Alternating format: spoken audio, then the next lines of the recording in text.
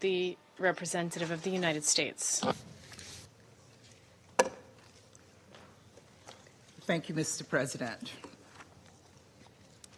And thank you, CDC Rattray, for your briefing on behalf of the SG.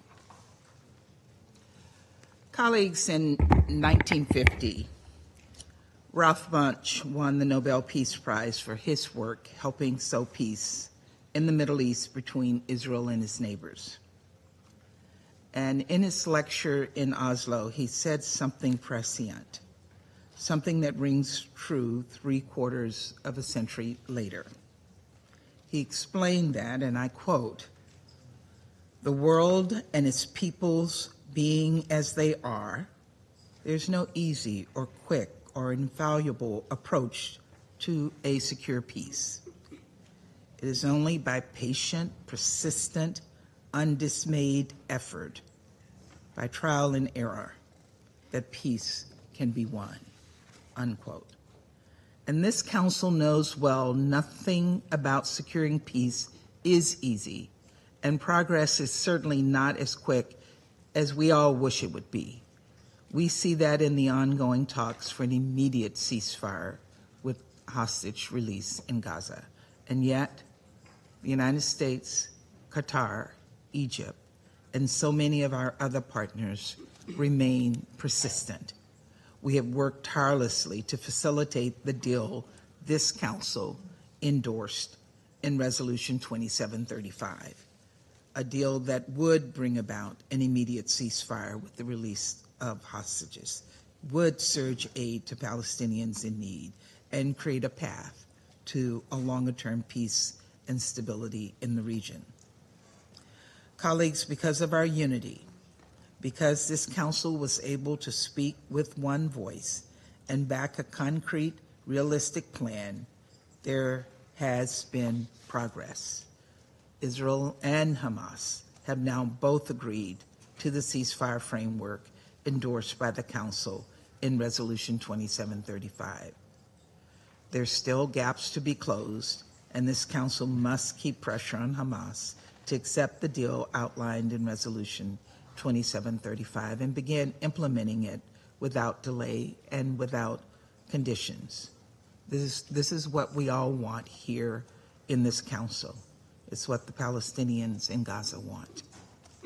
But these negotiations are trending in the right directions, and we're working in close cooperation with Egypt and Qatar to get this deal done and bring an end to this war. It is also vital that the United Nations and humanitarian agencies have the resources and support needed to surge additional aid, some 600 trucks worth every single day, into Gaza as soon as that deal takes effect. Until then, it remains the United States' view that Israel must take additional immediate steps to eliminate barriers to the delivery of aid at scale. We thank those countries in the region, including Egypt and Jordan and Cyprus, who have enabled aid delivery to Gaza through their territory, and we hope all of them can do more to help meet the staggering need in this critical moment. While we've seen progress addressing long-standing requests from the United Nations and humanitarian organizations, other requests, particularly related to communications equipment vital for deconfliction processes, remain unresolved. We urge the government of Israel to work with the UN to overcome these and other roadblocks. Colleagues, Senior Coordinator Cog briefed us about the catastrophic humanitarian situation in Gaza. Palestinian civilians are living in hell. Over and over, they've had to flee from one place to another in search of safety. As the latest IPC report made devastatingly clear, hundreds of thousands live in fear that they won't be able to find their next meal. And so many people have lost parents and siblings, children and friends, including in a recent IDF strike on a UN-supported school in Nasiriyah camp. Finalizing and implementing the ceasefire deal on the table is the best way to alleviate this suffering. We're also hopeful that a ceasefire in Gaza would assist diplomacy aimed at de-escalating the situation along the Blue Line, which is necessary to enable displaced people in Israel and Lebanon to return home.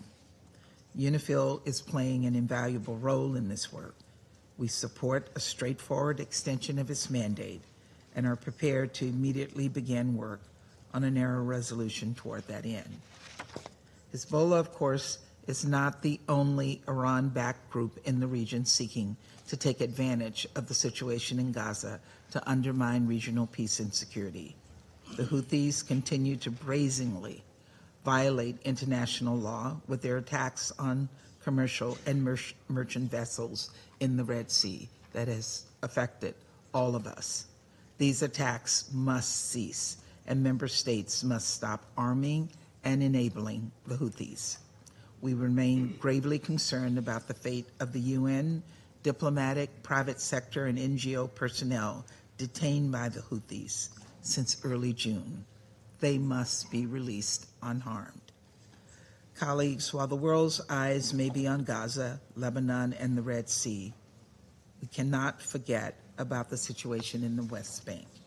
We remain concerned by the significant uptick in deadly violence against Palestinian civilians by violent extremist settlers in the West Bank and condemn this activity in the strongest terms.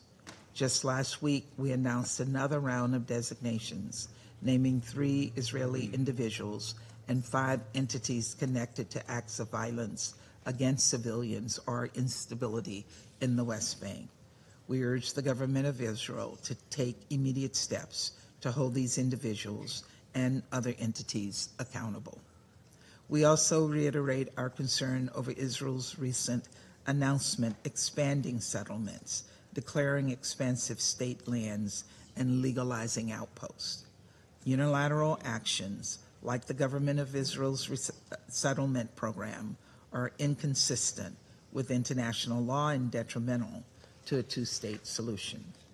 We welcome reports that Israel will extend the correspondent banking relationship for 4 months and release a portion of the PA's clearance revenues.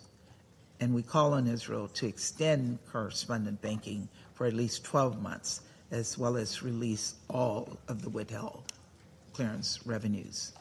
The viability of the Palestinian Authority is essential to stability in the West Bank. Steps that weaken it only undermine Israel's security. Finally, we encourage Israel to join members of this council in supporting the PA's reform program.